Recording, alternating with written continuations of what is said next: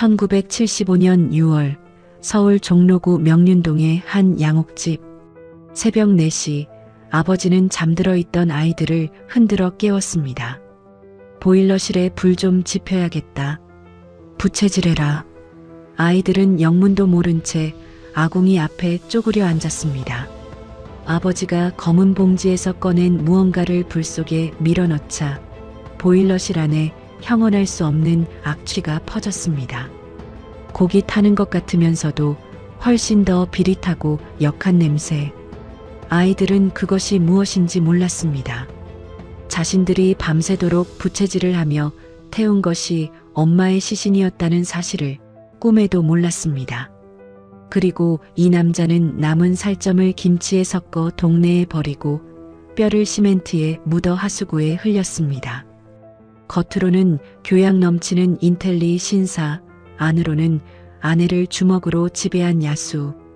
이야기를 시작하기 전에 무료 버튼인 구독과 좋아요 한 번씩만 눌러주시면 많은 분들이 범죄 사기 피해를 예방하는 데 큰 도움이 됩니다. 그럼 붉은 달 미스테리 지금 바로 시작합니다. 1975년 6월 중순 서울의 하늘은 며칠째 낯빛으로 무겁게 내려앉아 있었습니다. 장마가 코앞이었습니다. 종로구 명륜동 일대에는 습기 머금은 바람이 골목 사이를 훑고 지나갔고 빨랫줄에 걸린 옷가지들은 마를 기미조차 보이지 않았습니다. 그 무렵 289의 집안에서도 또 다른 폭풍이 몰아치고 있었습니다.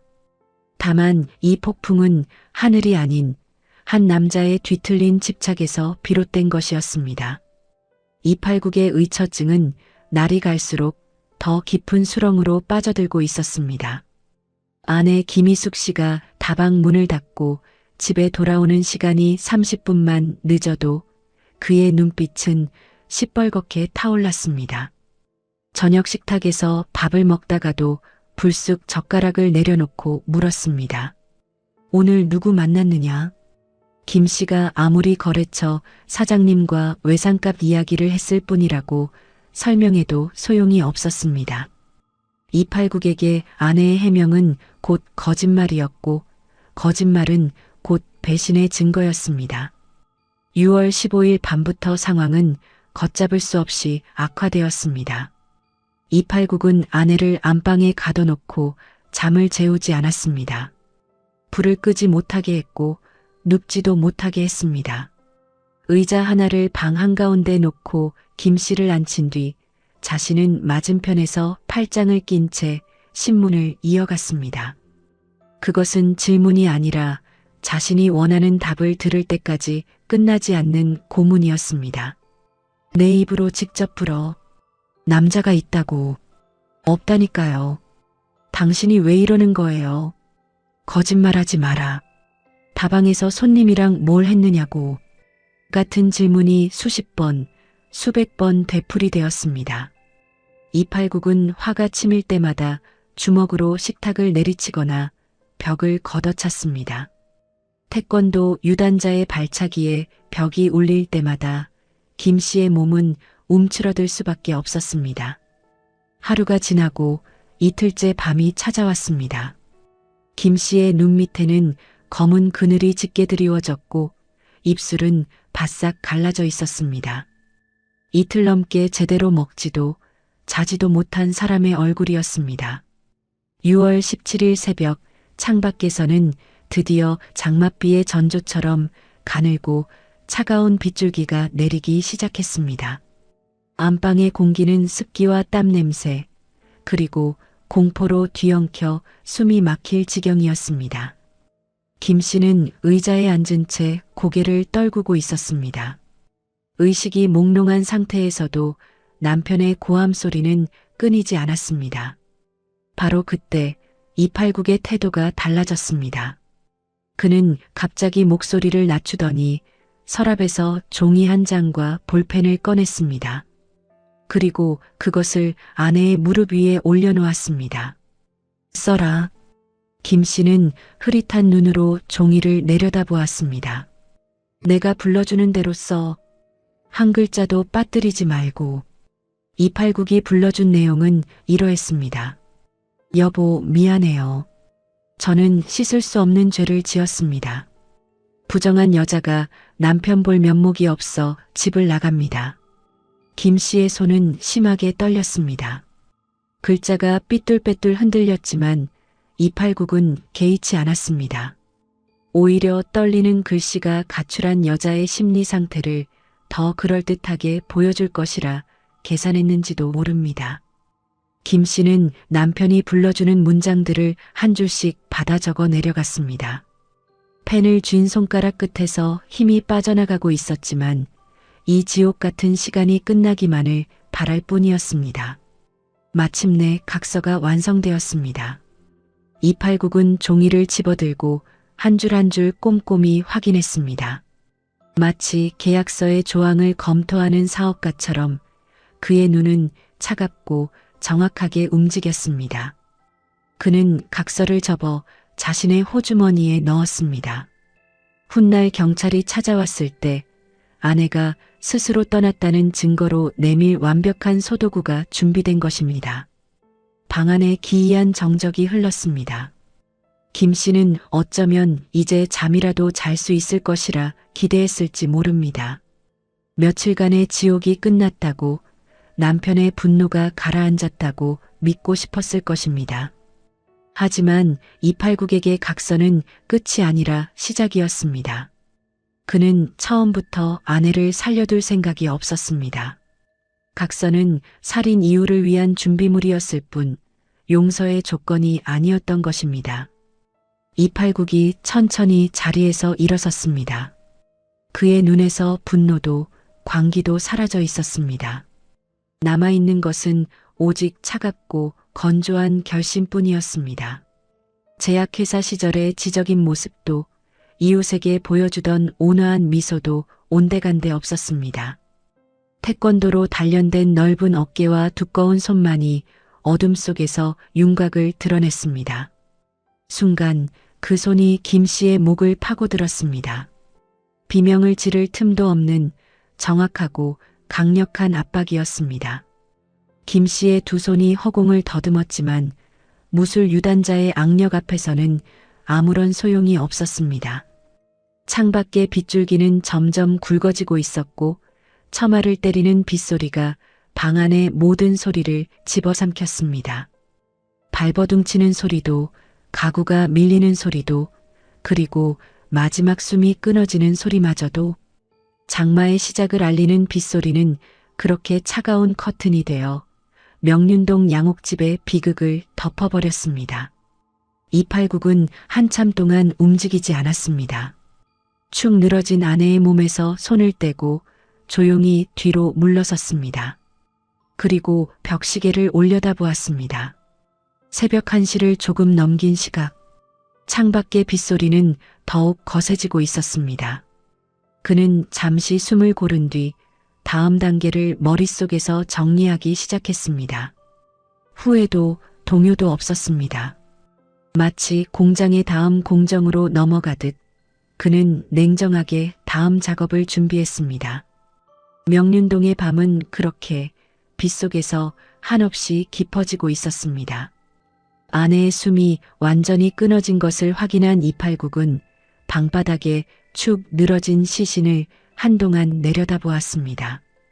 보통 사람이라면 자신이 저지른 일에 덜컥 겁이 나거나 죄책감에 무너져 내렸을 것입니다. 하지만 이 남자에게서는 그런 기색을 찾아볼 수 없었습니다.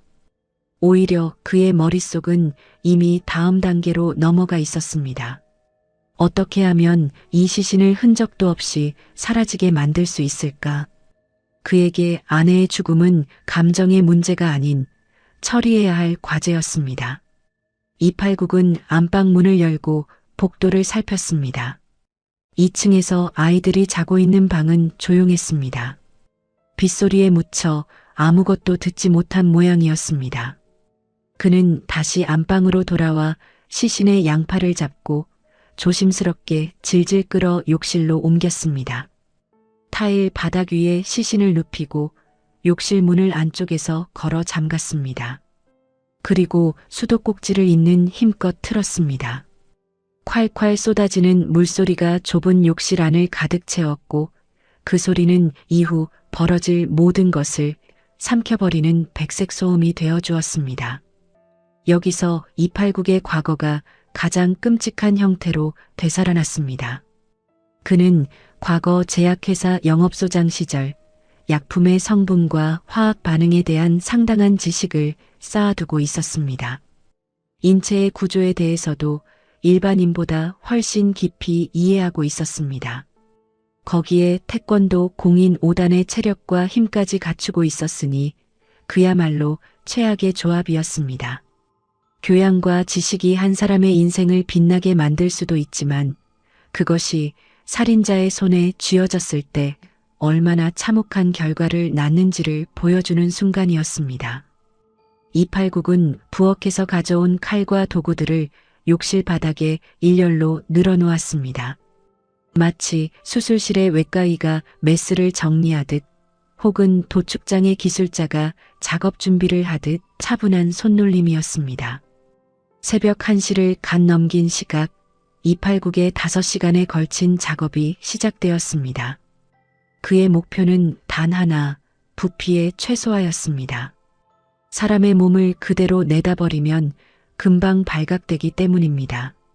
특히 1975년 당시 명륜동 일대는 주택이 빼곡하게 들어선 동네였고 이웃의 눈이 많았습니다. 시신을 통째로 옮기다가는 누군가에게 목격될 위험이 컸습니다. 그래서 이팔국이 선택한 방법은 시신을 가능한 한 작은 조각으로 만들어 흔적 없이 분산시키는 것이었습니다. 그는 관절을 하나씩 분리하기 시작했습니다.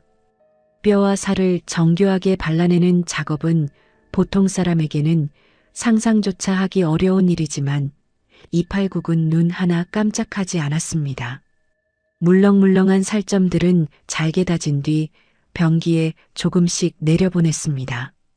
한꺼번에 많은 양을 흘려보내면 배수관이 막힐 수 있다는 것까지 계산한 소름 끼치는 치밀함이었습니다.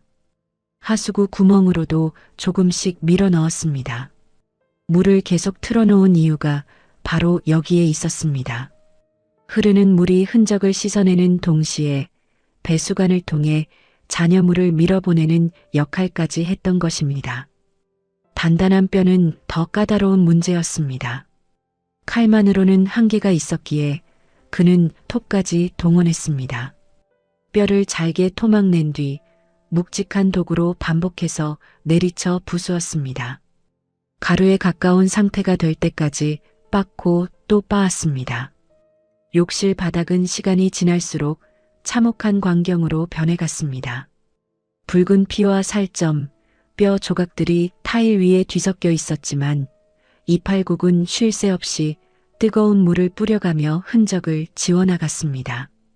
타일 사이에 줄눈에 스며든 핏자국 하나까지도 솔로 문질러 닦아내는 그의 모습은 청소가 아닌 광기 그 자체였습니다.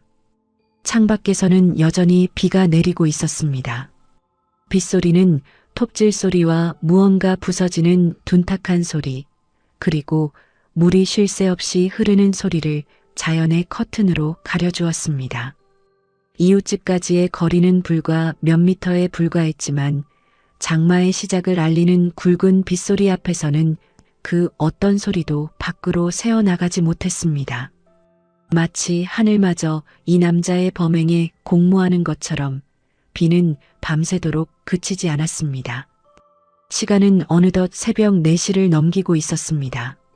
3시간이 넘도록 쉬지 않고 작업을 이어온 이팔국의 팔에도 피로가 쌓이기 시작했습니다. 하지만 아직 끝나지 않았습니다. 처리해야 할 양이 남아 있었고 날이 밝기 전에 마무리를 지어야 했습니다. 동이 트면 이웃들이 하나둘 일어나기 시작할 것이고 그때까지 욕실 안의 흔적을 완전히 없애야 했습니다. 이팔국은 이를 악물고 작업을 계속했습니다. 남은 부위들을 처리하고 뼈를 부수고 물로 씻어내는 과정이 기계적으로 반복되었습니다. 새벽 5시, 5시 반. 동쪽 하늘이 희미하게 밝아오기 시작할 무렵 289군 마침내 욕실에서 나왔습니다. 하지만 작업은 아직 완전히 끝나지 않았습니다. 태우지 못한 뼈 조각들과 하수구로 흘려보내지 못한 잔여물들이 검은 비닐봉지 여러 개에 나뉘어 담겨 있었습니다.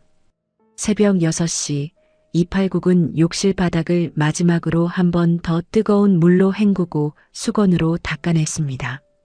타일 위에는 이제 아무런 흔적도 남아있지 않은 것처럼 보였습니다. 하지만 배수구 깊숙한 곳, 정화조로 이어지는 좁은 배관 속에는 아직 미처 씻겨 내려가지 못한 아내의 흔적이 남아 있었습니다. 289군 그 사실을 알지 못했습니다. 아니, 알 수 없었습니다. 자신이 아무리 완벽하게 지웠다고 믿어도 물이 지나간 길 위에는 반드시 무언가가 남는다는 사실을, 그것이 훗날 그의 목을 조여올 결정적인 증거가 될 줄은 이 새벽의 살인자는 꿈에도 몰랐습니다. 이 사건이 대한민국 범죄 역사상 가장 비극적이고 엽기적인 사건으로 기록된 결정적인 이유는 바로 이 대목에 있습니다. 새벽 4시를 넘기고 있었습니다. 3시간이 넘도록 혼자서 욕실 안에 작업을 이어온 289의 팔뚝에는 힘이 빠지기 시작했고 손바닥에는 물집이 잡혀 있었습니다. 아무리 태권도 유단자의 체력이라 해도 인간의 한계는 분명히 존재했습니다. 문제는 아직 처리하지 못한 잔해가 상당량 남아있다는 것이었습니다. 변기와 하수구로 흘려보낸 양만으로는 턱없이 부족했고 검은 비닐봉지에 담아둔 뼈 조각과 살점들이 욕실 한쪽에 쌓여 있었습니다. 날이 밝으면 이웃들이 깨어나고 이 봉지들을 들고 나갈 수 없게 됩니다. 289군 시계를 들여다보며 이를 악물었습니다. 혼자서는 시간 안에 끝낼 수 없다는 판단이 섰습니다. 그때 그의 머릿속에 떠오른 것은 바로 2층에서 잠들어 있는 아이들이었습니다. 전처 사이에서 낳은 10대 자녀들. 아버지의 말이라면 무조건 따르도록 길들여진 아이들이었습니다. 289군 잠시도 망설이지 않았습니다. 그에게 아이들은 보호해야 할 존재가 아니라 동원할 수 있는 도구에 불과했습니다.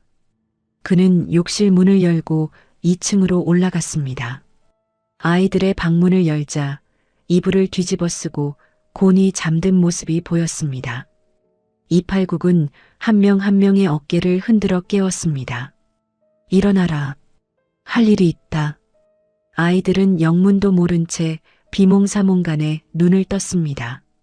새벽 4시가 넘은 시각, 아버지가 흔들어 깨우는 일은 평소에도 없던 터라 아이들의 얼굴에는 당혹감이 역력했습니다. 하지만 평소 아버지의 주먹이 얼마나 무서운지를 뼛속까지 알고 있는 아이들은 감히 왜냐고 되묻지 못했습니다. 보일러실 아궁이에 불을 지펴야겠다.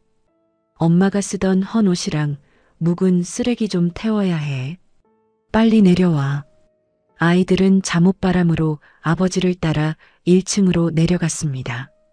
1975년 당시 명륜동의 주택들은 대부분 연탄 보일러를 사용하고 있었고 289의 집에도 마당 한 구석에 보일러실이 딸려 있었습니다.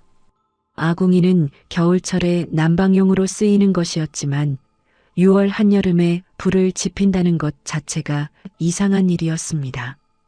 그러나 아이들은 아무런 의문도 제기하지 못했습니다. 289군 아이들에게 부채를 한 자루씩 쥐어주었습니다. 내가 아궁이에 넣는 걸 태울 거다. 불이 꺼지지 않게 계속 부채질해라. 멈추면 안 된다. 아이들은 고개를 끄덕이며 아궁이 앞에 쪼그려 앉았습니다. 289군 보일러실 옆에 쌓아둔 검은 봉지들을 하나씩 끌고 왔습니다.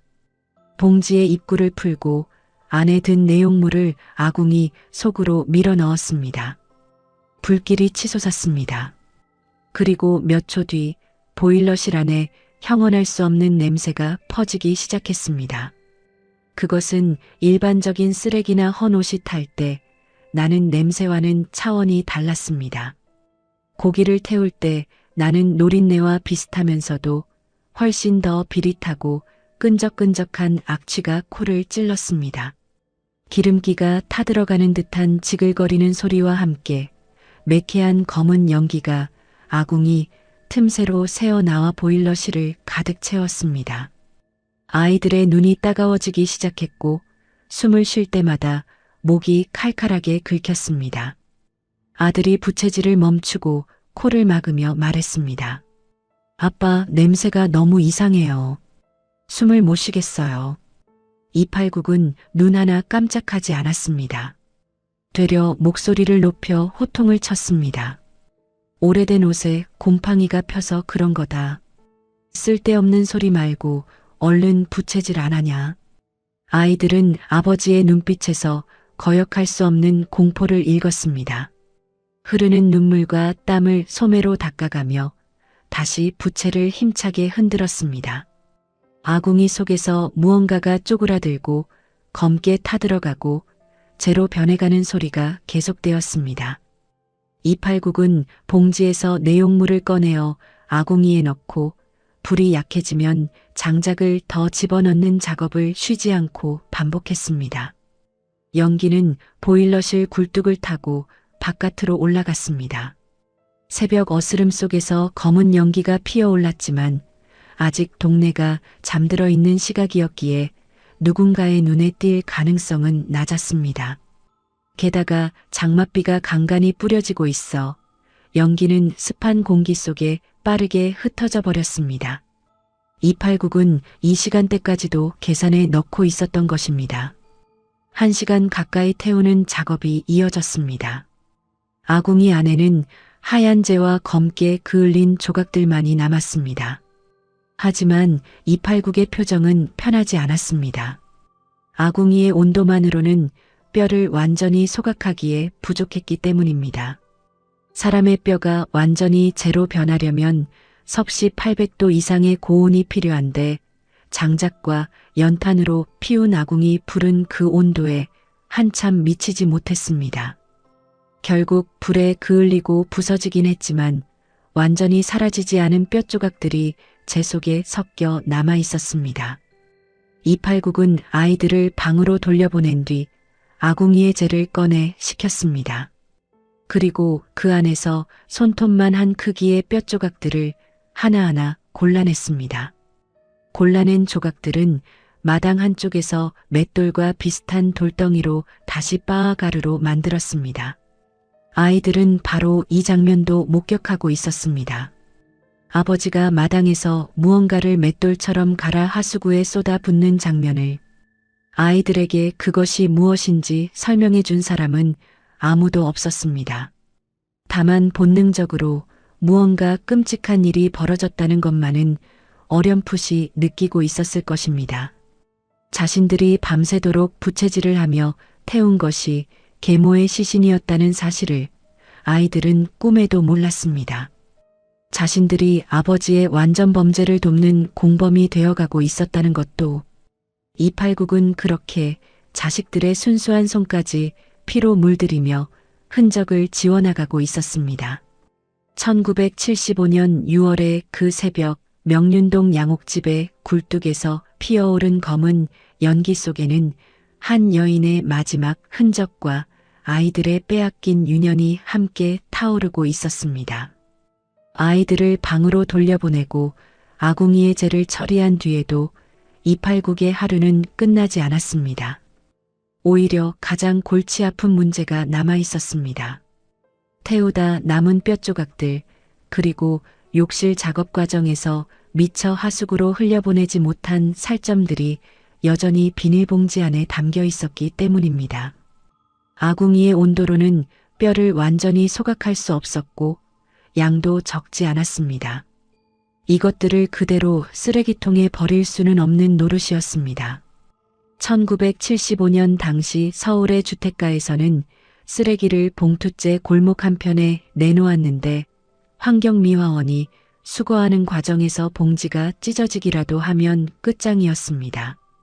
이팔국은 마당에 서서 한참을 생각했습니다. 6월의 아침 햇살이 비갠 뒤에 습기를 말리며 골목 사이를 비추고 있었지만 이 남자의 머릿속에는 오직 어떻게 하면 들키지 않고 버릴 수 있을까라는 문제만이 맴돌고 있었습니다. 그때 그의 시선이 부엌 한쪽에 놓인 장독대 위로 향했습니다. 커다란 항아리 안에 담긴 묵은 김치와 깍두기, 붉은 고춧가루 양념이 잔뜩 묻어있는 지극히 평범한 한국 가정의 풍경이었습니다. 바로 그 순간 이팔국의 입꼬리가 미세하게 올라갔습니다. 그는 부엌으로 들어가 쉰내가 나기 시작한 묵은 김치를 대야에 쏟아부었습니다. 붉은 양념이 질척하게 묻은 배추와 무 사이로 그는 남은 살점들을 섞어 넣기 시작했습니다. 붉은 고춧가루 양념은 핏기를 완벽하게 감춰주었습니다.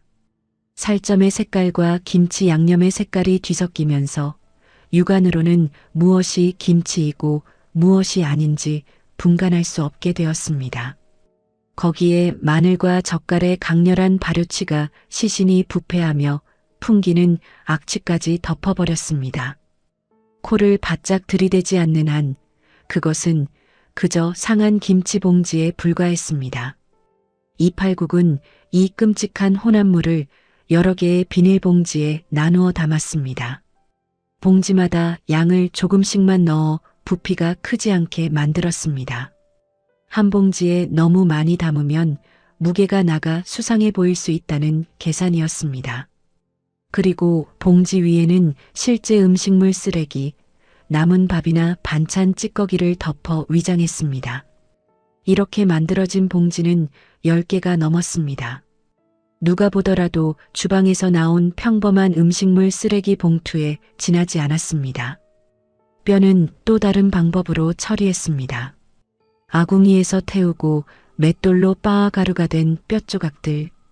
이팔국은 인근 공사장에서 남은 시멘트 포대를 가져왔습니다. 1975년 당시 명륜동 일대는 곳곳에서 재개발 공사가 한창이었기 때문에 공사 자재가 쌓여 있는 곳을 찾는 것은 어렵지 않았습니다. 그는 시멘트 가루와 뼈가루를 한데 섞어 물을 부었습니다. 회색 시멘트가 하얀 뼈가루를 빨아들이며 하나로 뒤섞였고 그것을 둥글납작한 덩어리로 빚어 굳혔습니다. 마르고 나면 누가 봐도 공사장에서 나온 시멘트 폐기물이었습니다. 그 안에 사람의 뼈가 섞여 있을 거라고는 세상 누구도 상상하지 못할 물건이 완성된 것입니다. 준비가 끝나자 이팔국은 평소처럼 말끔하게 옷을 차려입었습니다. 와이셔츠 단추를 채우고 구두끈을 묶었습니다. 그리고 양손에 김치봉지와 시멘트 덩어리가 담긴 봉투를 나누어 들고 집을 나섰습니다. 대문을 나서는 그의 모습은 아침 장을 보러 나가는 평범한 가장 그 자체였습니다. 그는 집에서 가까운 곳부터 차례로 돌았습니다. 인근 대학교의 담벼락 밑에 김치봉지 2개를 슬쩍 내려놓았습니다. 대학가 주변에는 원래 학생들이 버린 음식물 쓰레기가 많아 추가로 봉지 몇 개가 놓여 있어도 전혀 이상하지 않았습니다. 동네 쓰레기 적치장에도 봉지를 섞어 놓았고 길가의 하수구 뚜껑을 열어 시멘트 덩어리를 밀어 넣기도 했습니다.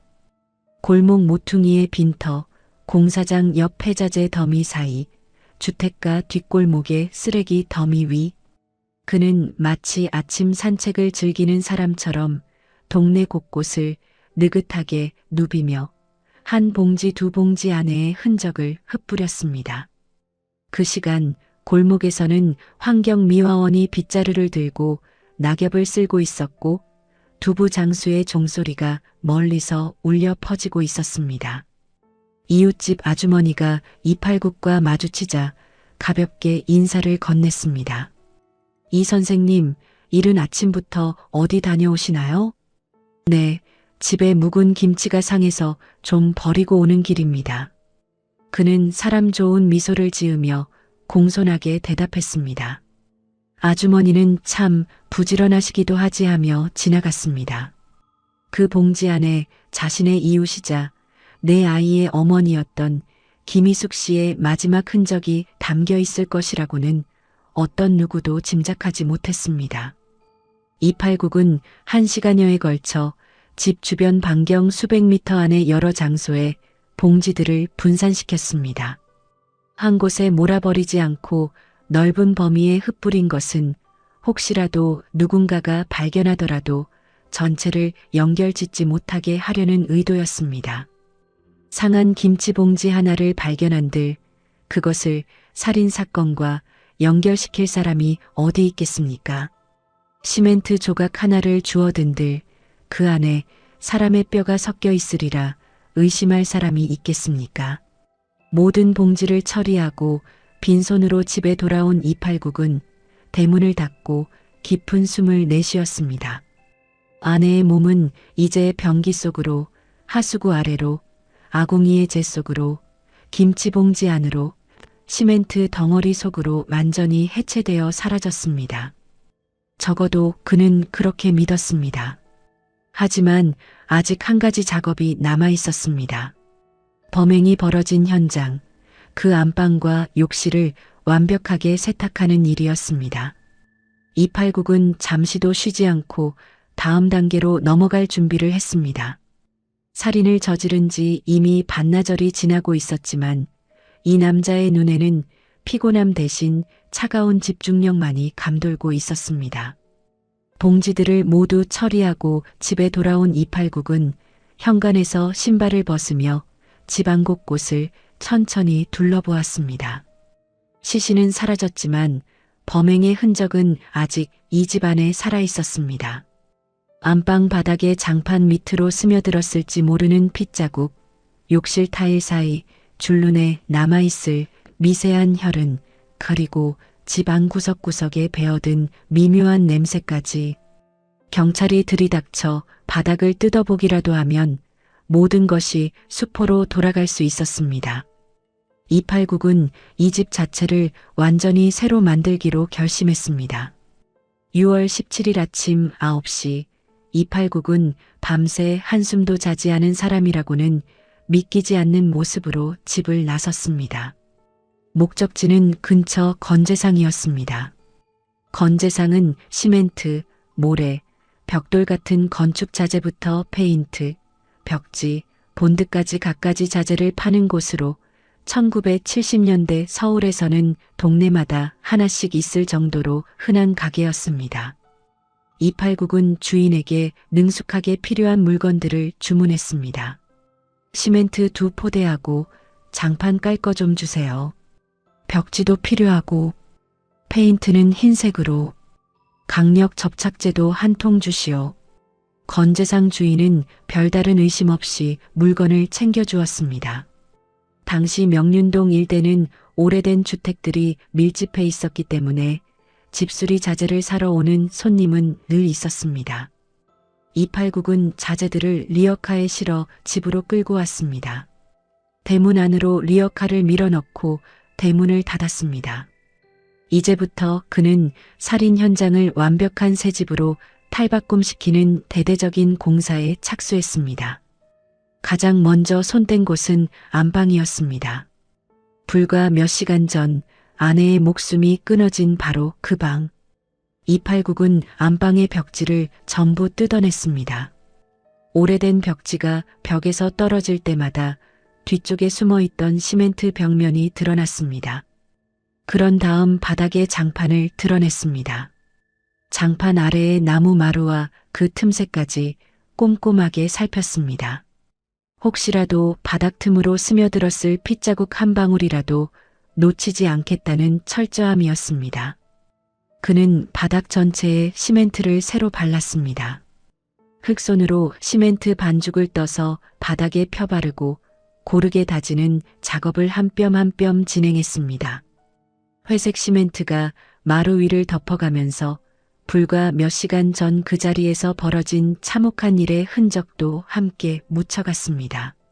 시멘트는 물리적인 증거를 감추는 동시에 바닥 아래로 스며든 핏자국이 루미놀 검사에서도 반응하지 않도록 차단하는 이중의 방어막이었습니다. 제약회사 출신답게 289은 과학수사의 기본 원리까지 염두에 둔 것입니다. 시멘트가 마르기를 기다리는 동안 그는 욕실로 넘어갔습니다. 새벽에 뜨거운 물로 여러 차례 씻어낸 욕실이었지만 289은 이것만으로 안심하지 않았습니다. 타일 줄눈 사이사이를 다시 한번 솔로 문질러 닦았고 배수구 주변에는 락스를 들이부었습니다. 변기 안쪽까지 팔을 넣어 구석구석 솔질을 한 뒤 마지막으로 욕실 바닥에도 얇게 시멘트를 덧발랐습니다. 몇 시간이 흐르자 안방 바닥의 시멘트가 단단하게 굳었습니다. 289은 그 위에 새 장판을 깔았습니다. 풀을 꼼꼼하게 바르고 장판을 눌러붙이자 깔끔한 새 바닥이 완성되었습니다. 이어서 벽에 새 벽지를 발랐습니다. 하얀 풀을 솔로 벽면에 칠하고 벽지를 한 장씩 눌러붙여 나갔습니다. 꽃무늬가 인쇄된 산뜻한 벽지가 벽을 채워가면서 방 안의 분위기는 완전히 달라졌습니다. 마치 이사를 앞두고 새 단장을 한 깨끗한 신혼방처럼 보였습니다. 마지막으로 289은 페인트통을 열었습니다. 흰색 페인트를 안방의 문틀과 창틀, 그리고 욕실 천장과 벽면에 꼼꼼하게 칠해 나갔습니다. 페인트 냄새가 집 안가득 퍼졌습니다. 코를 찌르는 신너 냄새와 석유 냄새가 뒤섞인 자극적인 냄새였지만 289에게는 오히려 반가운 냄새였을 것입니다. 이 강렬한 화학 냄새가 혹시라도 남아있을지 모르는 핀내와 부패칠을 완벽하게 덮어주는 마지막 위장막 역할을 해주었기 때문입니다. 해가 기울 무렵 289의 집은 겉보기에 완벽한 변신을 마쳤습니다. 안방은 새 장판과 새 벽지로 단장되었고 욕실은 락스와 시멘트와 페인트로 세 겹이 봉인이 이루어졌습니다. 창문을 활짝 열어 환기를 시키자 페인트 냄새만이 바람에 실려 골목으로 흘러나갔습니다. 마침 대문 앞을 지나던 이웃 주민이 페인트 냄새를 맡고 열린 대문 너머로 고개를 들이밀었습니다. 이 선생, 아침부터 웬 공사야? 289은 페인트가 묻은 손을 앞치마에 닦으며 환하게 웃었습니다. 집안 분위기를 좀 바꿔보려고요. 아내가 깔끔한 걸 좋아해서 벽지도 바꾸고 장판도 새로 깔았습니다. 아내를 교살한 지 채 15시간도 지나지 않은 사람의 입에서 아내가 좋아해서라는 말이 아무렇지도 않게 흘러나왔습니다. 이웃 주민은 부지런하기도 하지 참하며 고개를 끄덕이고 지나갔습니다. 그 집의 새 벽지 아래에 시멘트가 있고 시멘트 아래에 피가 있다는 사실을 아는 사람은 이 세상에 289 단 한 명뿐이었습니다. 공사를 마친 289은 아이들에게도 단단히 입단속을 했습니다. 새벽에 있었던 일은 아무한테도 말하면 안 된다. 그건 그냥 쓰레기 태운 거다. 알겠느냐? 아이들은 아버지의 서늘한 눈빛 앞에서 고개를 끄덕일 수밖에 없었습니다. 289은 그렇게 증거를 시멘트 아래 묻고 목격자의 입까지 봉한 채 완전 범죄의 마지막 퍼즐을 끼워 맞추었습니다. 이제 남은 것은 단 하나. 아내의 부재를 세상에 설명하는 일이었습니다. 289의 호주머니 안에는 새벽에 아내에게 강제로 쓰게 한 그 각서가 접힌 채 들어있었습니다. 증거를 묻고 현장을 세탁하고 아이들의 입까지 막은 289. 그에게 남은 마지막 관문은 아내의 부재를 자연스럽게 설명하는 일이었습니다. 그리고 그는 이미 그 답을 가지고 있었습니다. 호주머니 속에 접어둔 아내가 떨리는 손으로 직접 써내려간 그 각서. 289은 범행 후 며칠을 집안에서 보내며 상황을 관찰했습니다. 동네에서 수군거림이 들리지는 않는지, 경찰이 찾아오지는 않는지, 아무런 움직임이 없다는 것을 확인한 뒤에야 그는 비로소 처가를 향해 발걸음을 옮겼습니다. 6월 하순의 어느 날 289은 장모의 집 앞에 나타났습니다. 평소와 다를 바 없는 말끔한 차림이었고 표정도 담담했습니다.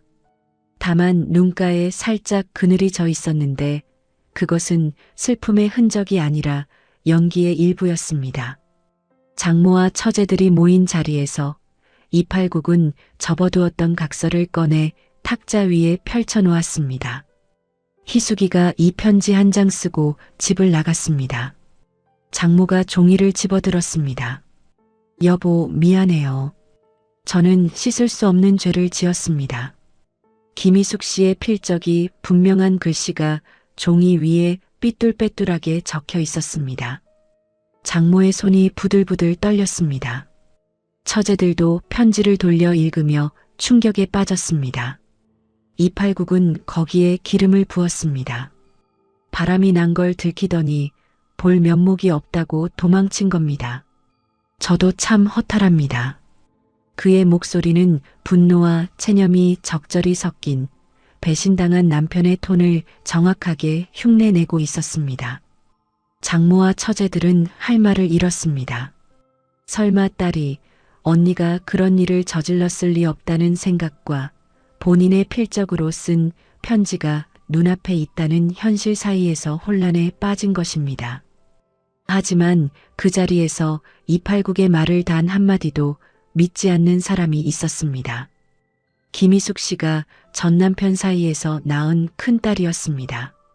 당시 23살이었던 그녀는 어머니를 누구보다 잘 알고 있었습니다. 어머니는 4명의 아이들을 끔찍이 아끼는 사람이었습니다. 새벽부터 다방에 나가 일하고 저녁에는 양장점 일까지 겸하면서도 아이들 밥상은 절대 거르지 않았던 사람. 그런 어머니가 아이들을 버리고 바람을 피워 도망갔다는 것은 딸의 상식으로는 도저히 받아들일 수 없는 이야기였습니다. 게다가 한 가지 더 딸의 가슴을 찌르는 의문이 있었습니다. 이팔국의 말대로라면 어머니는 가출각서를 쓰고 집을 나간 것입니다. 하지만 옷가지 한 벌, 신발 한 짝 챙기지 않았다고 했습니다. 지갑도 돈도 가지고 나가지 않았다고 했습니다. 여자가 집을 나가면서 옷 한 벌 안 챙기고 맨몸으로 나간다는 것이 과연 가능한 일일까요? 아무리 급하게 나갔다 해도 신발은 신고 나가는 것이 사람입니다. 딸의 머릿속에서 가출이라는 단어는 점점 다른 단어로 바뀌어 가고 있었습니다. 딸은 직접 명륜동 양옥집을 찾아갔습니다. 대문을 열고 안으로 들어서는 순간 그녀의 코를 찌른 것은 강렬한 페인트 냄새였습니다. 머리가 아플 정도로 독한 화학 냄새가 집안 전체를 지배하고 있었습니다. 안방으로 들어가 보니 벽지가 새 것이었습니다. 바닥 장판도 새로 깔려 있었습니다. 욕실 역시 깨끗하게 닦여 있었고 페인트가 번들거렸습니다. 집은 지나치게 깨끗했습니다. 마치 무언가를 감추기 위해 일부러 새로 꾸민 것처럼. 이 집 왜 이렇게 공사를 한 거예요? 딸이 물었지만 이팔국은 태연하게 대답했습니다. 분위기 전환 좀 하려고. 희숙이 나간 뒤로 마음이 허해서 말이야. 딸은 더 이상 묻지 않았습니다. 하지만 집을 나서면서 뒤를 돌아보았을 때 등골을 타고 서늘한 기운이 올라오는 것을 느꼈습니다. 이 집에서 어머니에게 무슨 일이 벌어진 것이다. 딸은 그날부터 어머니에게 연락을 시도했습니다.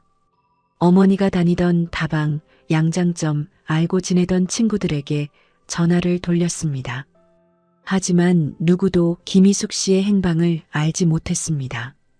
6월 17일 이후로 단 한 번도 모습을 드러내지 않았다는 것이었습니다. 며칠이 지나도 연락이 닿지 않자 딸의 불길한 예감은 확신으로 굳어졌습니다. 어머니는 가출한 것이 아니라 무슨 일을 당한 것이다. 딸은 마침내 경찰서로 달려갔습니다.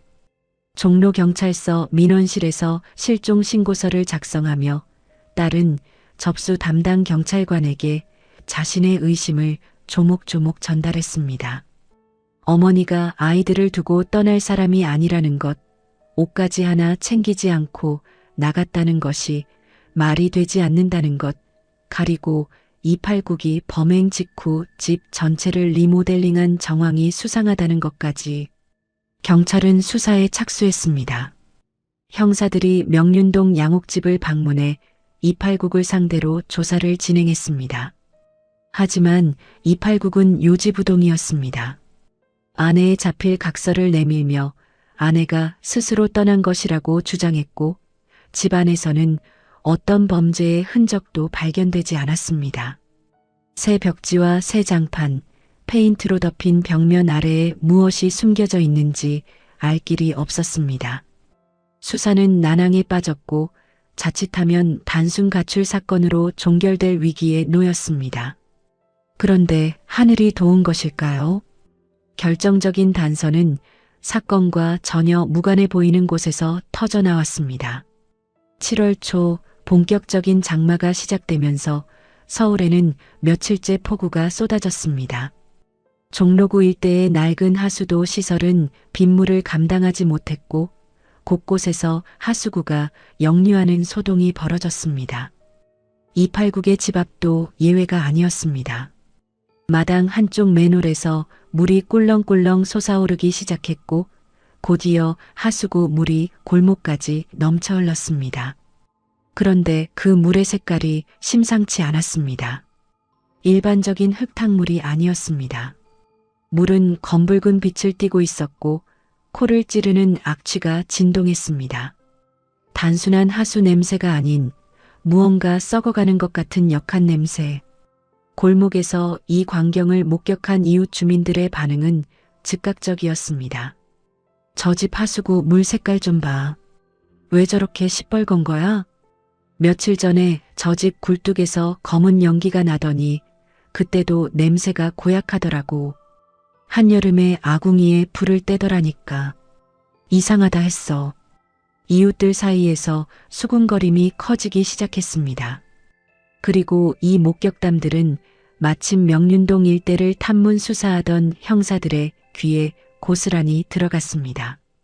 여름에 아궁이를 떼고 검은 연기가 피어오르고 집을 갑자기 리모델링하고 그리고 하수구에서 핏빛물이 역류하는 집.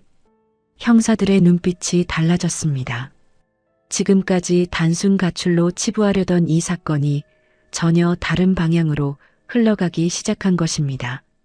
수사는 급물살을 탔고 289의 완전 범죄의 균열이 생기기 시작했습니다. 이웃들의 목격담과 하수구의 핏빛 역류수. 형사들은 이 사건이 단순 가출이 아닐 수 있다는 확신을 갖기 시작했습니다. 종로경찰서 강력반은 즉각 289를 소환하여 정식 조사에 들어갔습니다. 하지만 조사실에 앉은 289는 전혀 흔들리지 않았습니다. 오히려 형사들을 향해 목소리를 높였습니다. 아내가 가출했다니까요. 본인이 직접 쓴 편지까지 있는데 왜 죄 없는 사람을 범인 취급합니까? 그는 다시 한번 아내의 자필 각서를 내밀었습니다. 직접 형사들 앞에서 편지를 펼쳐 보이며 글씨체가 아내의 것이 분명하다고 강변했습니다. 목소리에는 분노와 억울함이 가득했고 눈에는 눈물까지 글썽이는 듯했습니다. 만약 그가 연기자였다면 대한민국 최고의 배우상을 받았을 것입니다. 하지만 형사들은 그의 연기에 속지 않았습니다. 이웃들의 증언이 너무나 구체적이었기 때문입니다. 한여름에 아궁이를 떼고 굴뚝에서 검은 연기가 피어올랐으며 직후에 집 전체를 리모델링했다는 정황. 어느 것 하나 정상적인 행동이 아니었습니다. 경찰은 압수수색 영장을 발부받아 명륜동 양옥집에 들이닥쳤습니다. 형사 5명과 감식반 요원들이 집 안 구석구석을 뒤지기 시작했습니다. 안방의 벽지를 뜯어볼까도 고민했지만 일단 눈에 보이는 증거부터 찾기로 했습니다. 루미놀 반응 검사가 실시되었습니다. 루미놀은 극미량의 혈흔에도 반응하여 푸른 형광빛을 내는 시약으로 1975년 당시에도 중요 사건에는 사용되던 과학수사 기법이었습니다. 결과는 놀라웠습니다. 아무런 반응이 나오지 않았던 것입니다. 안방 바닥도 욕실 타일도 문틀과 창틀도 어디에서도 혈흔의 흔적이 검출되지 않았습니다. 이팔국이 시멘트로 바닥을 두껍게 덮고 그 위에 장판을 깔고 벽은 새 벽지로 발라버린 탓에 루미놀이 침투할 수 있는 경로 자체가 차단된 것이었습니다. 집안은 그야말로 무결점 상태였습니다. 감식반 요원이 고개를 저으며 보고했습니다. 반장님, 아무것도 안 나옵니다. 이 집안은 깨끗합니다. 형사들 사이에 침묵이 흘렀습니다. 시신이 없었습니다. 혈흔도 없었습니다. 범행을 입증할 물리적 증거가 단 하나도 나오지 않은 것입니다. 있는 것이라곤 아내가 직접 쓴 가출각서와 이웃들의 정황 증언뿐. 이대로라면 이팔국을 구속할 수 없었습니다. 시신 없는 살인 사건. 1970년대 대한민국 수사 역사에서도 극히 이례적인 상황이었습니다. 자칫하면 이 사건은 미제로 남거나 증거 불충분으로 이팔국이 무죄 방면될 위기에 처한 것입니다. 이팔국은 경찰이 빈손으로 돌아가는 것을 지켜보며 속으로 웃었을 것입니다. 자신의 완전 범죄가 통했다고 시멘트와 페인트와 김치와 아궁이의 불꽃이 모든 증거를 삼켜버렸다고 확신했을 것입니다. 하지만 수사팀장은 포기하지 않았습니다. 그는 형사들을 모아놓고 말했습니다. 집안에서 안 나오면 집 밖으로 나가는 길을 뒤진다. 수사팀장의 판단은 이러했습니다. 이팔국이 아무리 집안을 완벽하게 청소했다 해도 물은 결국 어딘가로 흘러간다는 것. 욕실에서 씻어낸 피와 살점 변기를 통해 흘려보낸 잔해들은 배수관을 타고 정화조로 모였을 것이고 정화조에서 완전히 분해되지 못한 무언가가 남아있을 가능성이 있다는 것이었습니다. 바로 장마철 하수구 역류 때 빗물이 검붉게 변했던 이유가 거기에 있을 수도 있었습니다. 경찰은 다시 한번 압수수색 영장을 발부받았습니다. 이번에는 집 내부가 아닌 배수시설 전체를 대상으로 한 영장이었습니다. 인부들이 동원되었고 마당 한 구석에 묻혀있는 무거운 정화조 뚜껑을 장비를 동원해 들어 올렸습니다. 뚜껑이 열리는 순간 그 안에서 올라온 것은 상상을 초월하는 악취였습니다. 오물과 하수가 뒤엉긴 시궁창의 냄새에 현장의 사람들은 얼굴을 돌리고 구역질을 했습니다. 하지만 형사들은 물러서지 않았습니다. 수사팀장이 직접 장화를 신고 정화조 안으로 내려갔습니다. 허리까지 차오르는 오물 속에서 형사들은 바닥에 깔린 찌꺼기를 양동이로 퍼올리기 시작했습니다. 퍼올린 오물은 고운 거름망 위에 부어 걸러냈습니다. 음식물 찌꺼기, 모래, 뻘, 정체불명의 덩어리들이 거름망 위에 쌓여갔습니다. 한 삽, 두 삽. 형사들은 악취 속에서 이를 악물고 작업을 이어갔습니다. 땀과 오물이 뒤섞여 옷에 배어들었지만 아무도 불평하지 않았습니다. 몇 시간이 지났을 무렵이었습니다. 거름망을 들여다보던 한 형사의 눈이 번뜩 빛났습니다. 거름망 위에 좁쌀만 한 크기의 작은 조각들이 걸려든 것입니다. 언뜻 보면 모래알이나 음식물 찌꺼기와 다를 바 없었습니다. 하지만 형사가 핀셋으로 집어 자세히 들여다보니 그 질감과 색깔이 분명히 달랐습니다. 모래처럼 부서지지 않았고 음식물처럼 물렁하지도 않았습니다. 딱딱하면서도 약간의 결이 있는 뼈의 질감을 가진 조각이었습니다. 팀장님, 이것 좀 보십시오. 수사팀장이 다가와 핀셋 끝의 조각을 확인했습니다. 그리고 다른 형사들에게 지시했습니다. 이 부분을 더 세밀하게 걸러내라. 추가 작업이 이어졌고 비슷한 크기의 조각들이 몇 점 더 발견되었습니다. 거기에 더해 거름망 한쪽에서 피부 조직으로 추정되는 얇은 막 형태의 물질도 수거되었습니다. 발견된 증거물은 즉각 국립과학수사연구소로 긴급 이송되었습니다. 연구소의 법의학 전문가들이 현미경과 정밀 장비를 동원해 분석에 들어갔습니다. 결과가 나오기까지 수사팀 전체가 긴장의 끈을 놓지 못했습니다. 만약 이것이 동물의 뼈이거나 음식물 잔여물로 판명된다면 이팔국을 잡을 마지막 실마리마저 사라지는 것이었기 때문입니다. 며칠 뒤 국과수에서 감정 결과가 도착했습니다. 수사팀장이 봉투를 뜯는 손이 미세하게 떨렸습니다. 보고서의 결론은 이러했습니다. 정화조에서 발견된 조각은 사람의 등뼈, 즉 척추뼈의 일부로 확인되었습니다. 함께 수거된 조직 역시 인체의 피부 조직이었습니다. 그리고 혈액형 감정 결과, 그것은 실종된 김희숙 씨의 혈액형과 정확히 일치했습니다. 수사팀의 전율이 흘렀습니다. 이팔국이 아무리 태우고 갈고 씻어내고 시멘트로 덮었어도 물이 지나간 가장 깊고 어두운 곳에는 아내의 흔적이 남아 있었던 것입니다. 좁쌀만 한 뼈 조각과 손톱보다 작은 피부 한 점. 그 미세한 증거가 이팔국의 완전 범죄를 정면으로 비웃고 있었습니다. 사람의 몸을 해체하고 태우고 김치에 섞고 시멘트에 묻고 동네 곳곳에 흩뿌려도 정화조의 배관 깊숙한 곳에 걸린 좁쌀만한 파편 하나를 지울 수는 없었던 것입니다. 이팔국에 대한 체포영장이 발부되었습니다. 형사들이 명륜동 양옥집의 대문을 두드렸을 때 이팔국의 얼굴에서 처음으로 동요가 스쳐 지나갔다고 합니다.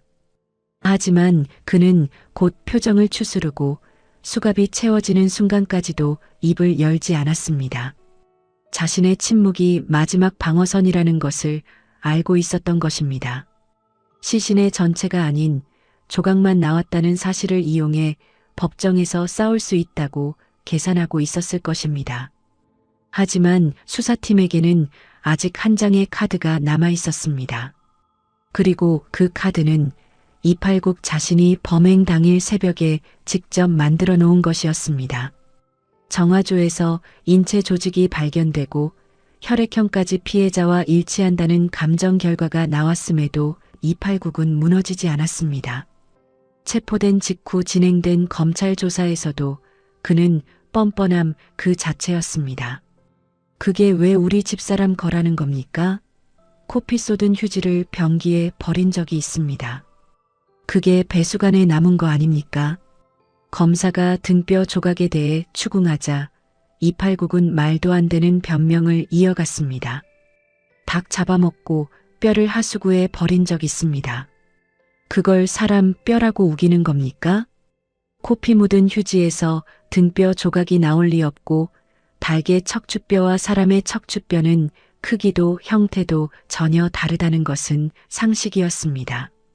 하지만 이팔국은 끝까지 물고 늘어졌습니다. 그의 논리는 단순했습니다. 시신의 전체가 나오지 않았으니 살인을 증명할 수 없다는 것. 좁쌀만 한 뼈 조각과 피부 한 점만으로는 자신이 아내를 죽였다는 확증이 되지 못한다는 주장이었습니다. 솔직히 법리적으로 완전히 틀린 말은 아니었습니다. 시신 없는 살인 사건에서 유죄를 입증하는 것은 검찰로서도 넘어야 할 높은 산이었습니다. 정황 증거와 미세한 인체 조직만으로 법원을 설득하려면 무엇보다 범행 과정을 구체적으로 증명할 수 있는 결정적인 증언이 필요했습니다. 그리고 검찰은 그 증언을 할 수 있는 유일한 사람들이 누구인지 이미 알고 있었습니다.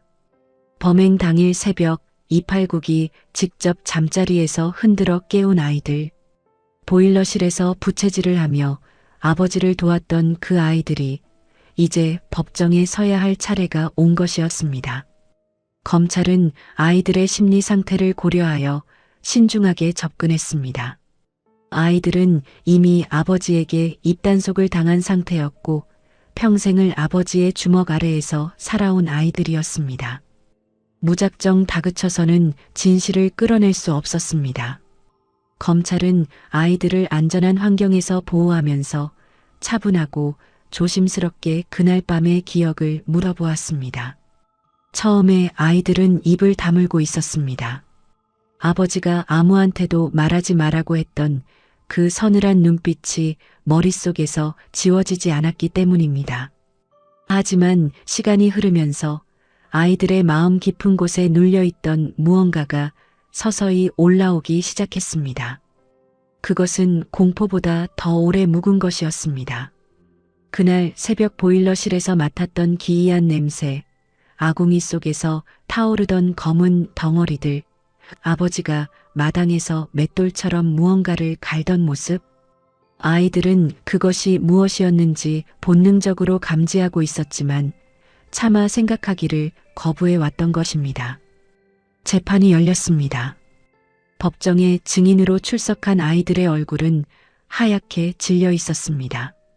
검사가 최대한 부드러운 목소리로 질문을 시작했습니다. 그날 새벽 아버지가 너희를 깨웠을 때 몇 시쯤이었는지 기억나니? 아이들은 울먹이며 입을 열었습니다. 한마디를 꺼내는데도 오랜 시간이 걸렸지만 한번 시작되자 그날 밤의 기억은 댐이 무너지듯 쏟아져 나왔습니다. 아빠가 자는데 깨워서 보일러실로 데려갔어요. 불이 꺼지지 않게 부채질을 하라고 했어요. 아빠가 검은 봉지에서 뭔가를 꺼내서 아궁이에 넣었어요. 처음에는 그냥 쓰레기인 줄 알았어요. 고기 굽는 냄새가 나서 이상하다고 했더니 아빠가 헌 옷 냄새라고 화를 냈어요. 방청석이 술렁이기 시작했습니다. 검사는 잠시 숨을 고른 뒤 핵심적인 질문으로 넘어갔습니다. 아궁이 말고 아버지가 마당에서 다른 일을 하는 것도 봤니? 아이가 고개를 끄덕였습니다. 그리고 법정의 공기를 완전히 얼어붙게 만드는 증언을 내놓았습니다. 아빠가 마당에서 맷돌 같은 걸로 뭔가를 계속 갈았어요. 그리고 그걸 하수구에 쏟아부었어요. 법정 안이 순간 조용해졌습니다. 판사도 배석 판사들도 방청객도 숨을 죽였습니다. 이팔국이 아내의 뼈를 빻아 가루로 만들어 하수구에 버렸다는 정황이 아이들의 입을 통해 생생하게 증명된 것입니다. 정화조에서 발견된 좁쌀만 한 뼈 조각의 출처가 어디인지 더 이상 의문의 여지가 없었습니다. 피고인석에 앉아있던 이팔국의 얼굴이 처음으로 일그러졌습니다. 그건 닭뼈를 갈아서 화분의 거름으로 쓰려던 거다. 그가 소리를 질렀지만 법정의 누구도 그의 말에 귀를 기울이지 않았습니다. 아이들의 증언은 너무나 구체적이고 일관되었습니다. 새벽에 깨워 보일러실로 데려갔다는 시간, 검은 봉지에서 꺼낸 내용물, 고기 타는 냄새, 맷돌로 가는 행위인 하수구에 쏟아붓는 장면. 이 모든 증언이 정화조에서 발견된 물리적 증거와 퍼즐처럼 맞아떨어졌습니다. 증언이 이어지면서 아이들의 울음은 점점 커졌습니다. 그것은 단순한 두려움의 울음이 아니었습니다.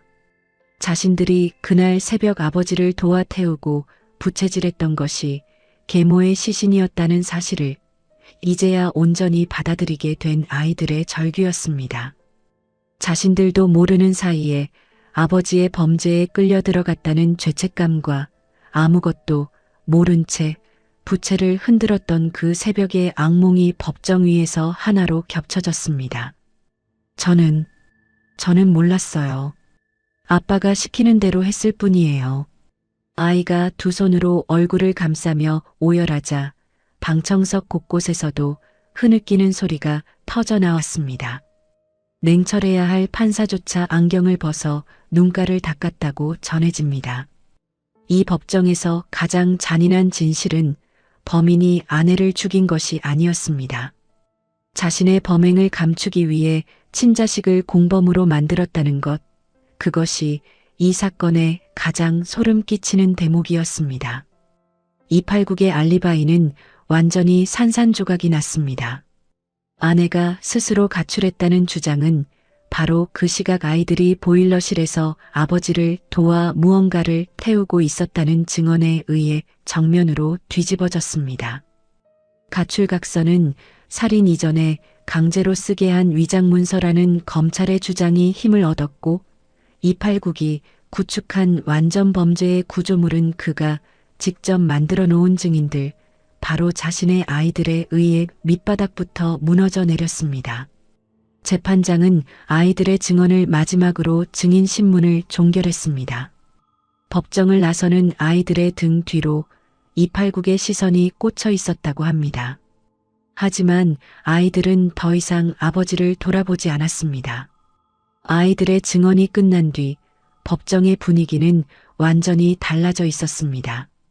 정화조에서 나온 좁쌀만 한 뼈 조각, 피해자의 혈액형과 일치하는 피부 조직, 그리고 범행 당일 새벽 아버지를 도와 시신을 태웠다는 자녀들의 구체적이고 일관된 증언. 이 세 가지가 하나로 연결되면서 289기 쌓아 올린 완전 범죄의 성벽은 더 이상 버틸 수 없는 상태가 되었습니다. 1심 재판부는 289에게 사형을 선고했습니다. 하지만 289군 고개조차 떨구지 않았습니다. 그는 즉각 항소했고 2심 법정에서도 같은 주장을 반복했습니다. 나는 아내를 죽이지 않았습니다. 경찰의 고문에 의한 허위 자백입니다. 그는 수사 과정에서 강압적인 취조가 있었다고 주장하며 자백의 임의성을 문제 삼았습니다. 또한 시신의 전체가 발견되지 않았다는 점을 끝까지 파고들었습니다. 정화조에서 나온 것은 미세한 조직 몇 점에 불과하며 그것만으로 살인을 단정할 수 없다는 논리였습니다. 1970년대 법정에서 DNA 감식 기술은 존재하지 않았고 혈액형 일치만으로는 피해자 본인의 것이라고 100% 단정하기 어렵다는 점도 변호 측의 무기가 되었습니다. 하지만 검찰은 물증만으로 싸우지 않았습니다. 범행 전후의 정황 증거들을 촘촘히 엮어 법원을 설득했습니다. 첫째, 289기 아내에게 가출각서를 강제로 쓰게 한 뒤 교살했다는 범행 동기와 과정. 의처증으로 인한 상습적인 가정폭력이 수년간 이어져 왔다는 이웃들의 증언이 이를 뒷받침했습니다. 둘째, 범행 직후 5시간에 걸쳐 시신을 해체하고 아궁이에서 태우고 김치에 섞어 유기하고 뼈를 시멘트에 묻어버린 일련의 증거 인멸 행위. 이것은 단순한 은폐가 아니라 계획적이고 조직적인 범죄의 증거였습니다. 셋째, 범행 당일 집 전체를 시멘트와 페인트로 리모델링하여 루미놀 반응조차 나오지 않게 만든 치밀함. 그리고 넷째, 자녀들의 일관되고 구체적인 증언. 2심 역시 사형을 선고했습니다. 289군 다시 상고했습니다. 대법원까지 끌고 가겠다는 집념이었습니다. 그는 마지막 순간까지도 법의 빈틈을 노리고 있었습니다. 시신이 완전한 형태로 발견되지 않은 살인 사건에서 사형을 선고한 전례가 대한민국 사법 역사상 거의 없었기 때문입니다.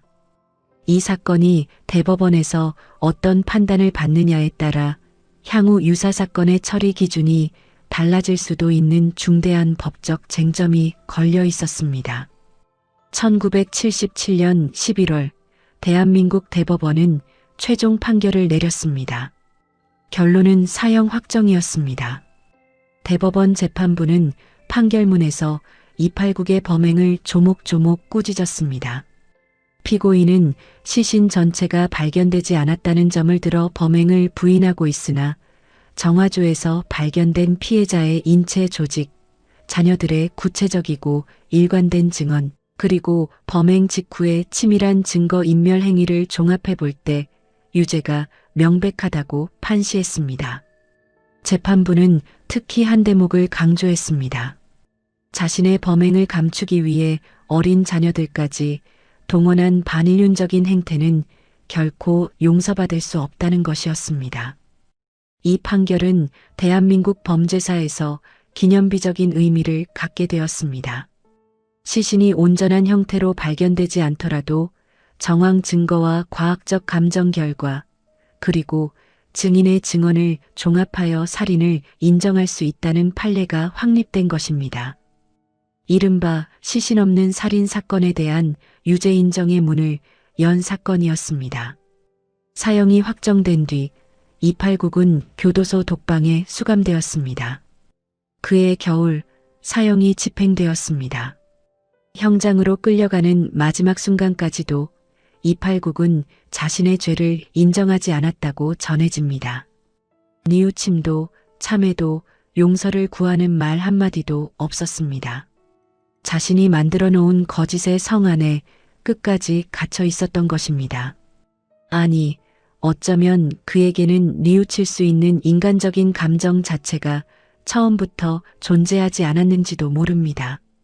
289기 사라진 뒤 명륜동의 양옥집은 주인 없는 빈집이 되었습니다.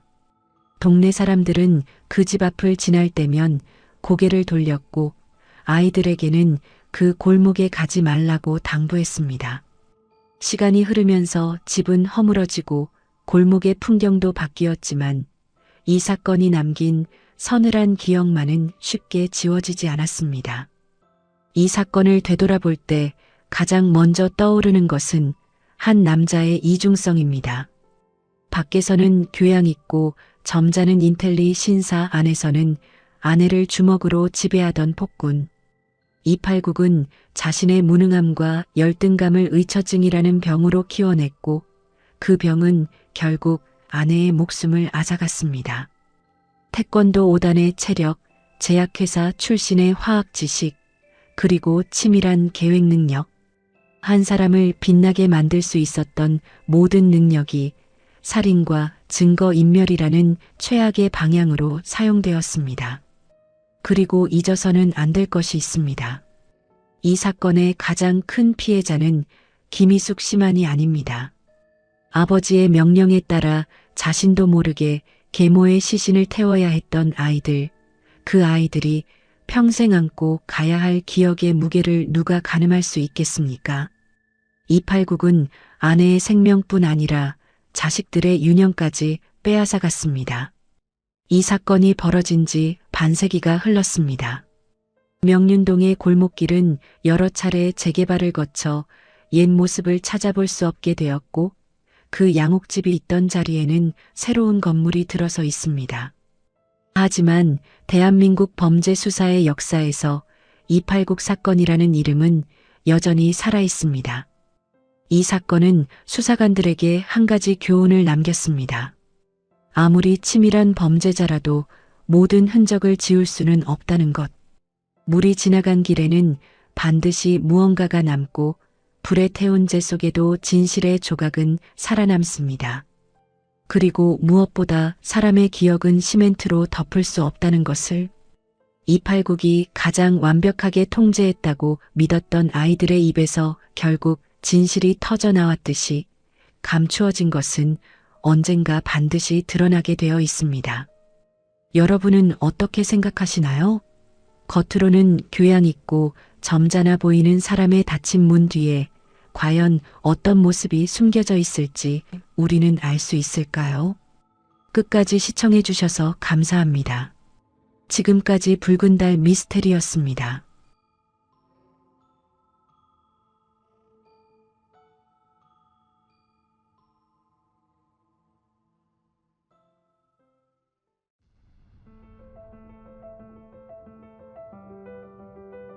(2019년 5월 25일) 제주도 조천읍의 한 펜션에서 세 사람이 저녁 식사를 하고 있었습니다. 한 남자는 2년 만에 만난 아들과 행복한 시간을 보내고 있었습니다. 식탁 위에는 김이 모락모락 나는 카레가 놓여 있었습니다. 하지만 그 카레 안에는 죽음이 섞여 있었습니다. 몇 시간 뒤 그 남자는 이 세상 사람이 아니었고 며칠 뒤 그의 시신은 검은 봉투에 담긴 채 제주와 완도 사이 망망대해로 사라졌습니다. 시신을 바다에 던진 사람은 바로 그의 전 부인이었습니다. 그리고 더욱 충격적인 것은 살인 직후 그녀가 시신 옆에서 아들과 함께 치킨을 먹었다는 사실입니다. 이 모든 범행은 2주 전부터 치밀하게 계획되었고 인터넷 검색 기록에는 뼈의 강도, 시신 없는 살인, 졸피뎀 치사량이라는 끔찍한 단어들이 남아 있었습니다. 한 사람의 목숨을 빼앗고도 아무렇지 않게 일상을 보냈던 여성, 고유정. 그녀는 왜 이런 선택을 했을까요? 이야기를 시작하기 전에 무료 버튼인 구독과 좋아요 한 번씩만 눌러주시면 많은 분들이 범죄, 사기 피해를 예방하는 데 큰 도움이 됩니다. 그럼 붉은 달 미스테리 지금 바로 시작합니다. 2019년 5월 초 봄 기운이 완연한 어느 평범한 날이었습니다. 대부분의 사람들은 가족과의 나들이를 계획하거나 연휴를 즐길 준비에 한창이었습니다. 하지만 충북 청주의 한 아파트에 사는 여성 고유정의 머릿속은 전혀 다른 계산으로 가득 차 있었습니다. 그녀의 스마트폰 검색창에는 일반인이라면 평생 한 번도 쳐보지 않을 섬뜩한 단어들이 하나둘씩 입력되기 시작했습니다. 5월 10일 밤 11시 47분, 집안 식구들이 모두 잠든 고요한 시간이었습니다. 침실 불을 끈 채 이불 속에서 스마트폰 화면만 켜고 있던 그녀는 포털 사이트 검색창에 뼈의 강도라는 단어를 입력했습니다. 검색 결과 페이지를 하나하나 꼼꼼히 훑어본 그녀는 곧이어 뼈의 무게, 인간 뼈 부피라는 키워드를 연달아 검색했습니다.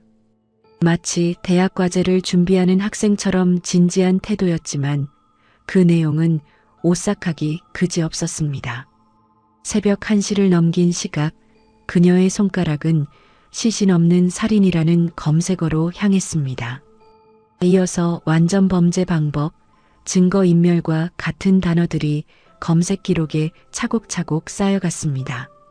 며칠 뒤인 5월 13일, 그녀는 또 다른 검색을 시도했습니다. 이번에는 니코틴 치사량이었습니다. 독극물에 대한 검색은 단 한 번으로 끝나지 않았습니다. 그녀는 수면제 과다 복용 증상, 졸피뎀 효과 시간, 의식 잃는 방법 같은 키워드를 계속해서 찾아봤습니다. 이는 단순한 호기심이 아니었습니다. 누군가를 완벽하게 제압하고 저항할 틈조차 주지 않으려는 치밀한 계획의 일부였습니다. 우발적 범죄라면 절대 나올 수 없는 냉혹한 설계자의 흔적이었습니다. 5월 17일 오전 고유정은 청주 시내의 한 내과 병원을 찾았습니다. 접수대 직원에게 건넨 그녀의 말은 지극히 평범했습니다. 요즘 스트레스가 심해서 잠을 못 자겠어요. 밤새 뒤척이다 보면 아침이 되더라고요.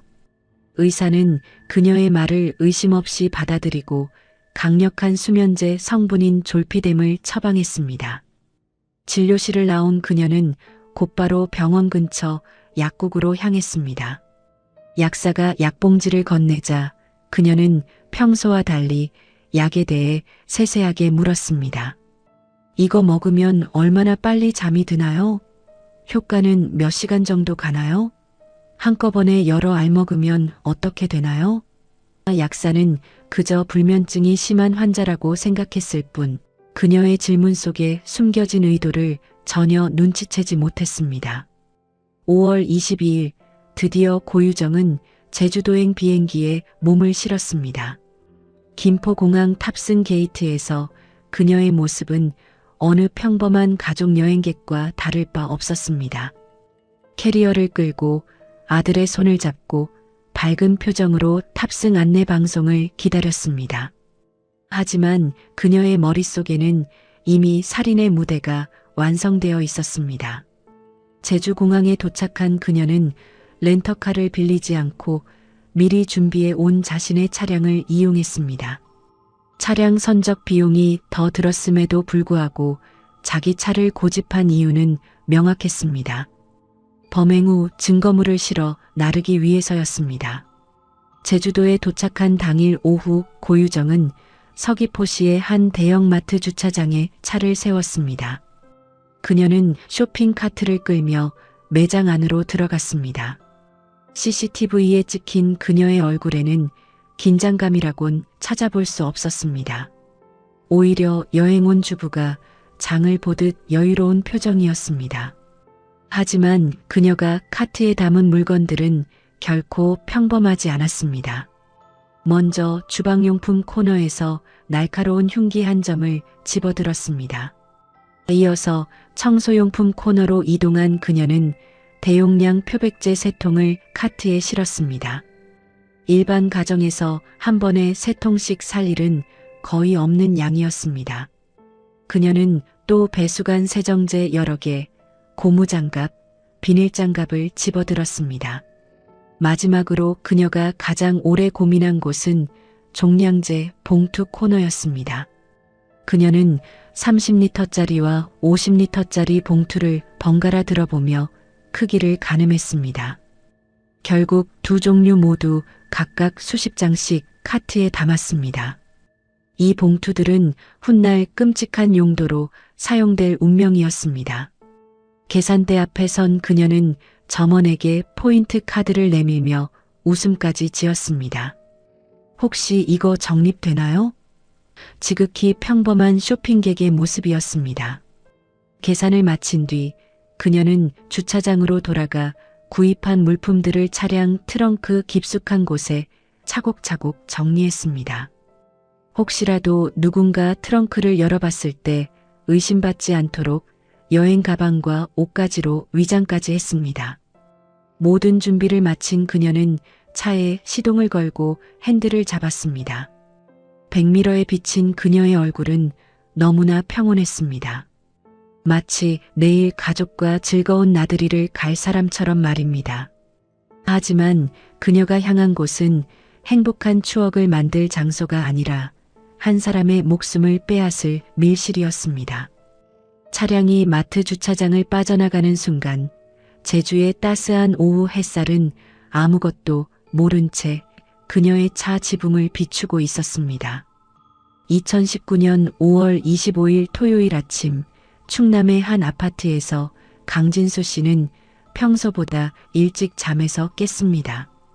그는 침대에서 벌떡 일어나 옷장 문을 열었습니다. 오늘은 2년 만에 아들을 만나는 날이었습니다. 이혼 후 양육권을 전 부인에게 빼앗긴 그는 법원의 면접교섭권 결정으로 겨우 한 달에 한 번 아들을 볼 수 있는 권리를 얻었습니다. 하지만 고유정은 번번이 핑계를 대며 만남을 연기했고 강 씨는 2년 동안 단 한 번도 아들 얼굴을 보지 못했습니다. 그러던 중 지난주 고유정에게서 뜻밖의 연락이 왔습니다. 이번 주말에 제주도에서 아이 보여줄게요. 강 씨는 그 말을 듣는 순간 눈물이 핑 돌았습니다. 연구소 동료들에게 드디어 우리 아들을 만나게 됐어요 라며 기쁨을 감추지 못했습니다. 그는 퇴근길에 장난감 가게와 아동복 매장을 들러 아들이 좋아할 만한 것들을 한아름 샀습니다. 로봇 장난감, 공룡 피규어, 작은 축구공까지. 집에 돌아온 그는 선물들을 하나하나 포장하며 혼자 웃음을 지었습니다. 얼마나 컸을까? 이제 말도 제법 하겠지.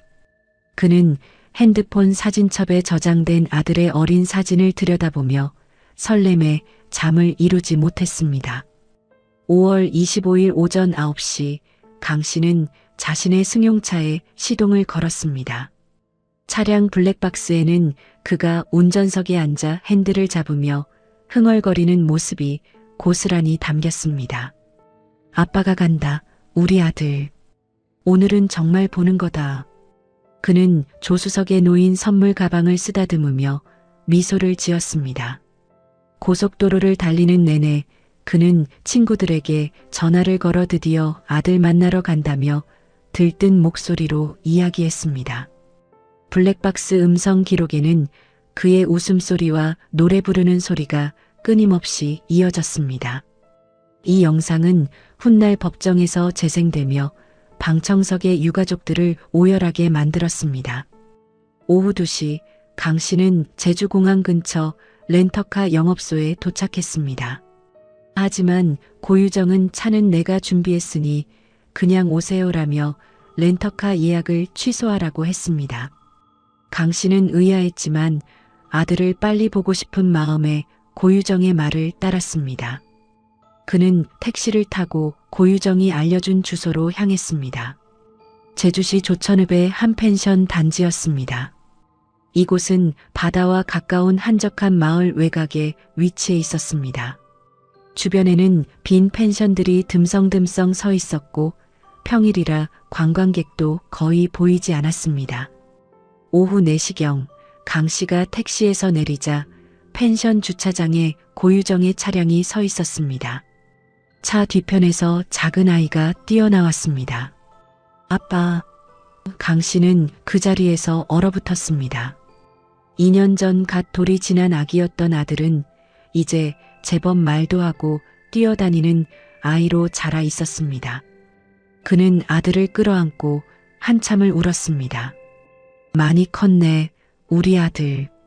아빠가 보고 싶었어.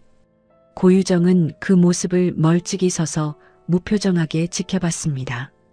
그녀는 부드러운 목소리로 말했습니다. 오랜만이네요. 애가 아빠 보고 싶다고 해서 데려왔어요. 고유정의 제안으로 세 사람은 인근 테마파크로 향했습니다. 강 씨는 아들의 손을 꼭 잡고 놀이기구를 함께 타며 행복한 시간을 보냈습니다.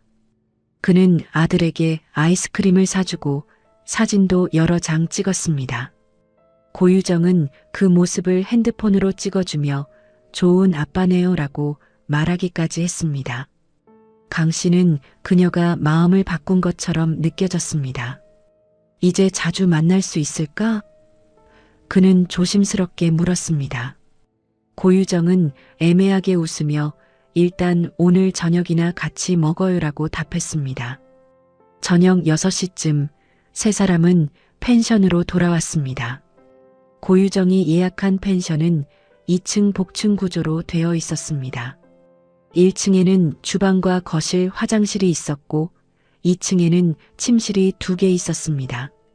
건물 외관은 깔끔했지만 주변은 을씨년스러울 정도로 조용했습니다.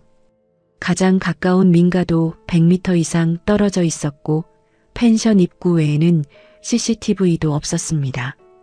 고유정이 이곳을 선택한 이유는 명확했습니다. 무인 펜션이라 주인과 마주칠 일이 없었고 비명소리가 나도 주변에 들릴 리 없는 완벽한 고립 공간이었습니다. 강 씨는 펜션 내부를 둘러보며 꽤 괜찮은데요 라고 말했습니다. 그는 아들과 함께 거실 바닥에 앉아 가져온 블록놀이를 시작했습니다. 아이는 아빠가 쌓아 올린 블록탑을 무너뜨리며 깔깔 웃었습니다. 강 씨의 얼굴에는 세상 어떤 것과도 바꿀 수 없는 행복이 번져 있었습니다. 그 순간 고유정은 주방으로 들어갔습니다. 그녀는 냉장고에서 식재료를 꺼내며 저녁 준비할게요라고 말했습니다. 강 씨는 제가 도와드릴까요? 라고 물었지만 고유정은 아니에요. 아이랑 놀아주세요라며 정중히 거절했습니다. 주방에서 고유정은 서랍을 열고 날카로운 칼을 꺼내 도마 위에 올려놓았습니다. 그녀는 칼날을 손가락으로 쓰다듬으며 거실 쪽을 힐끗 쳐다봤습니다. 강 씨는 아들에게 그림책을 읽어주느라 주방 쪽은 전혀 신경 쓰지 않았습니다. 고유정은 냄비에 물을 올리고 칼에 가루를 준비했습니다. 그녀의 손은 조금도 떨리지 않았습니다.